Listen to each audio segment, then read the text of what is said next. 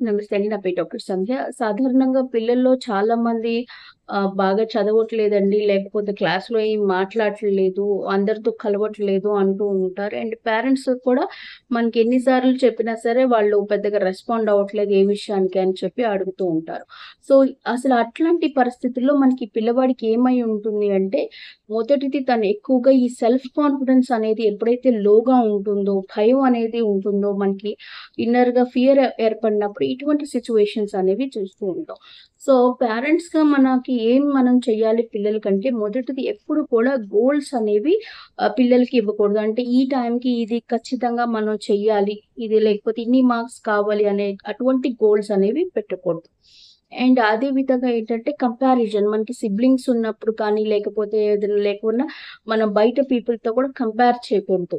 So, అది మనకి పిల్లలేంటంటే చాలా వాళ్ళు కాన్ఫిడెన్స్ అనేది ఇబ్బంది పడిపోతారు. లోగా చేసేసుకుంటారనమాట.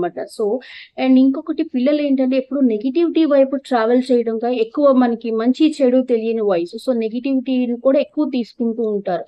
సో, పేరెంట్స్‌గా ఏంటంటే మనకి మంచి, చెడు అనేది ప్రతీదీ కూడా ఖచ్చితంగా చెప్పాలి. అది కొంతమంది పిల్లలకి ఒకసారి చెప్తే ఉంటుంది. కొంతమంది పిల్లలకి 100 సార్లు చెప్పాల్సిన అవసరం పడొచ్చు. సో, ఈ మదర్ కానీ, ఫాదర్ కానీ పేషెన్సీతో ఉండి మనం ఎంత ఎఫెక్షన్‌గా వాళ్ళకి దగ్గరవుతూ మన విషయాలను చెప్తామో, అంత బాండింగ్ అనేది వాళ్ళ మధ్య స్ట్రాంగ్‌గా ఉంటుంది. అండ్ మోరోవర్ ఖచ్చితంగా పేరెంట్స్ ఏంటంటే కొంత టైం అనేది వాళ్ళ కిడ్స్ తోటి ఖచ్చితంగా స్పెండ్ చేస్తూ ఉంటే వారికి ఇటువంటి ప్రాబ్లమ్స్ అనేవి మనకి రాకుండా ఉంటాయండి. మనకి టీన్స్‌లోకి ఎంటర్ అయినాక బిహేవియరల్ డిజార్డర్స్ కానీ, లేకపోతే ఎటువంటి ఇష్యూస్ అనేవి వారు రాకుండా కాన్ఫిడెంట్‌గా ఉంటారు.